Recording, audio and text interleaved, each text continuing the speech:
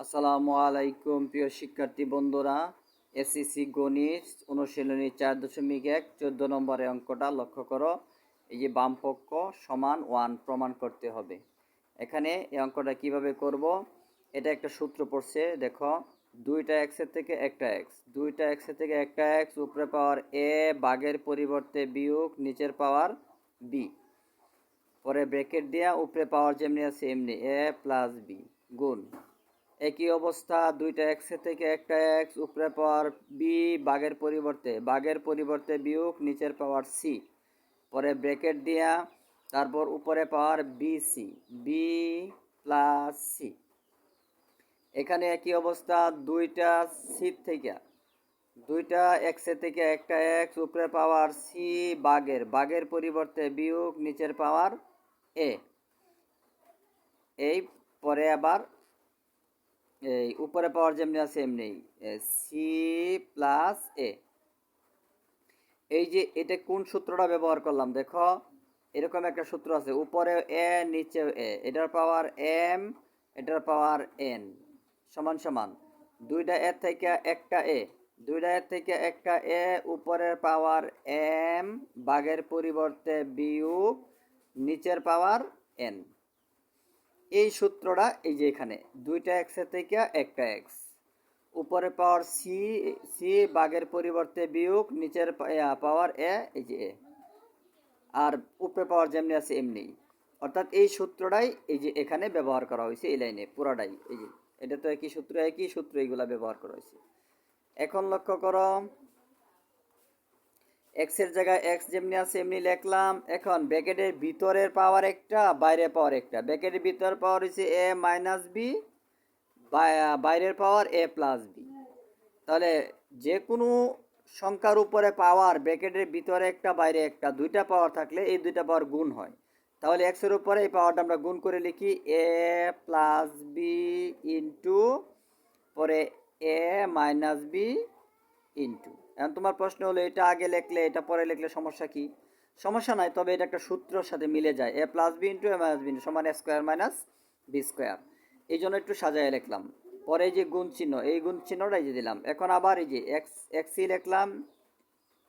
এটাও দেখো এই যে এটা একটা প্লাসের ঘর একটা মাইনাসের ঘর, এটাও বিসি এটাও বিসি, তাহলে দুইটা গুণ হয়ে যাবে। ব্র্যাকেটের ভিতরে পাওয়ার বাইরের পাওয়ার দুইটা কি হয়? গুণ হয়। তাহলে B plus C into B minus C into, বাস হয়ে গেল। পরের লাইনে দেখো এই যে এক্স নিলাম এক্স, পরে এই যে সি মাইনাসে সি প্লাসে, প্লাসেরটা আগে লিখি, এই যে সি প্লাস এ ইন্টু সি মাইনাস এ। এই ব্র্যাকেটের ভিতরে পাওয়ার বাইরে পাওয়ার দুটো কি হয়? গুণ হয়। এই যে গুণ করে দিলাম। আচ্ছা, এখন দেখো অঙ্কটা অনেক সহজ। এখন এক্স এর জায়গায় এক্স দেখলাম। এখন এ প্লাস বি ইন্টু এ মাইনাস বি ইন্টু সমান কি? এ স্কোয়ার মাইনাস বি স্কোয়ার, এ স্কোয়ার মাইনাস বি স্কোয়ার। এটা একটা সূত্র আছে, এ স্কোয়ার মাইনাস বি স্কোয়ার সমান এ প্লাস বি ইন্টু এ মাইনাস বি ইন্টু। তাহলে এ প্লাস বি ইন্টু এ মাইনাস বি সমান এ স্কোয়ার মাইনাস বি স্কোয়ার লেখা যায় ইন্টু। এটাও তো একই সূত্র বললো, এটা এ এটা বি, তাহলে এ প্লাস বি ইন্টু এ মাইনাস বি ইন্টু সমান তাহলে এ স্কোয়ার মাইনাস বি স্কোয়ার হইল এক্স। এটাও তো এ প্লাস বি ইন্টু এ মাইনাস বি ইন্টু সমান স্কোয়ার মাইনাস বি স্কোয়ার। এই দেখো এ স্কোয়ার মাইনাস বি স্কোয়ার।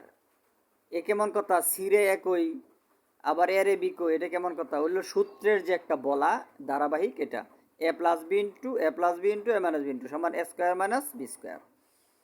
ঠিক আছে, এখন দেখো এটা একটা সূত্র পড়লো, সবগুলা এক্সের থেকে আমরা একটা এক্স নিব, একটা এক্স, সবগুলা এক্সের থেকে একটা এক্স। বীজগণিত এর মধ্যে লক সূচক থেকে অনেক স্টুডেন্টরা ভয় পায়, এটা হিবিজিবি সূত্রগুলা কেমন জানি দেখা যায়, করতে ইচ্ছা করে না, কিন্তু আসলে তো দেখো তো অনেক সহজ না, সূত্রগুলো বুঝতে পারলে অনেক সহজ। এখন এটা কোন সূত্র পড়লে দেখো, এরকম একটা সূত্র আছে দেখো, এই যে এইরকম একটা সূত্র আছে এ ইন্টু এ, দেখো এই এর পাওয়ার এম এর পাওয়ার এন সমান সমান দুইটা এর থেকে একটা এ, দুইটা এ হোক আর দুইটা চারটা পাঁচটা জয়টা এই হোক, সব এর থেকে একটা এ, পরে উপরে পাওয়ার এই যে এম গুণের পরিবর্তে প্লাস পরের পাওয়ার এন। এটা একটা সূত্র। এ ঠিক অনুরূপ এটাও তো, এই দেখো এখানে কয়টা এক্স, 3টা 4টা 5টা 6টা 10টা, জয়টা এক্সই থাক, সব এক্সের থেকে একটা এক্স নিব। তারপরে যে পাওয়ার আছে যাবা এ স্কোয়ার মাইনাস বি স্কোয়ার, পরে যে গুণের জায়গায় প্লাস, গুণের পরিবর্তে প্লাস হয়। এখন আর এই এক্স লিখবা না, এখন তো এই যে সব এক্সের থেকে তো একটা এক্স নিলামই। এখন এই উপরে পাওয়ারটা লিখবা, এই যে B square minus C square, এই যেটা লিখলাম। পরে এই যে গুণের পরিবর্তে আবার প্লাস, আবার এই পাওয়ারটা লিখবা, এক্স লিখবা না, এক্স তো নিয়ে আসছি, সব এক্সের থেকে তো একটা এক্স নিয়ে আসছি।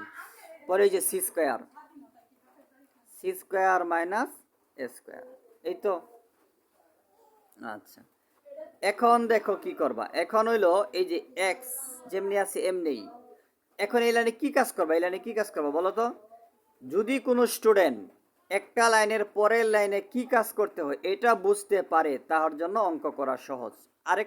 আর যদি এই লাইনটার পরের লাইনে কি কাজ করবা এটা যতক্ষণ না বুঝবা, তখন তোমার অঙ্ক করা কঠিন এবং অঙ্ক তুমি বুঝো না, অঙ্কে তুমি দুর্বল।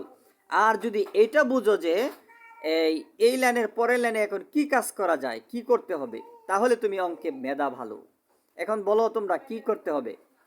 দেখো এগুলো কিন্তু এই যে প্লাস মাইনাস, এই যে এ প্লাস এ মাইনাস কাইট, B B square minus B square plus কাইট, C square minus C square plus, প্লাসে মাইনাসে কাইট, সব প্লাসে মাইনাসে কাইট। এখন বলো কি করবা, এখন কি লিখবো? কোন স্টুডেন্ট আছে এই পরের লাইনে যে কি লিখবো এটাই বুঝে না, হা করে বসে থাকে, বললে তারপর লেখে। এই যে এক্স লিখলাম, এখন সব যদি প্লাসে মাইনাসে সব কাটা গেলে কি থাকে? জিরো। প্লাসে মাইনাসে সব কাটা গেলে জিরো থাকে। দেখো উপরে নিচে যদি এ কাটা যায় তাহলে কি থাকে?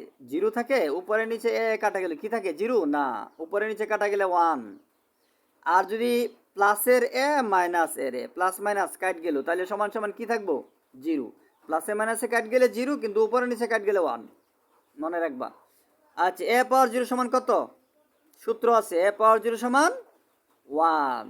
এ পাওয়ার জিরো সমান সূত্র আছে এ পাওয়ার জিরো সমান 1, তাহলে এক্স পাওয়ার জিরো সমান হতো 1। তাহলে এই যে 5 পাওয়ার জিরো সমান হতো 1, যে কোনো কিছুর পাওয়ার জিরো হলেই 1। এই যে এটা হয়ে গেল কি? ডান পক্ষ। সুতরাং বাম পক্ষ সমান ডান পক্ষ প্রমাণিত। লিখবা সুতরাং বাম পক্ষ সমান ডান পক্ষ প্রমাণিত। এই হয়ে গেল। খুদা হাফেজ।